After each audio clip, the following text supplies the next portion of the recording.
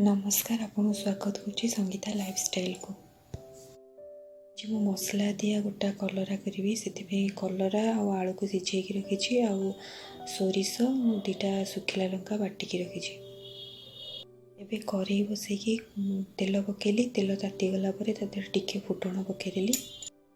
से जो आलू सिझा को चकटिकी पकईदेली। आ जो सोरिष मसलाटा से पकईदेली।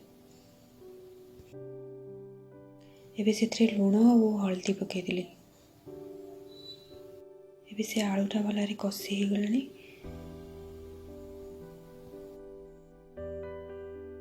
सिझा कलरा को मझीरू एमती चिरी देली। तार सब मंजीरा बाहर करदेली।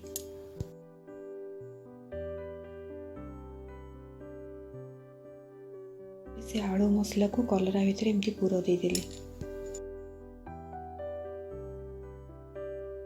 तावा बसैकी तेल पकईदेली। कलरा सब रखी भाजवाई। कलरा पूरा भाजी होगलानी। मसला दिया गोटा कलरा पूरा प्रस्तुत होगला।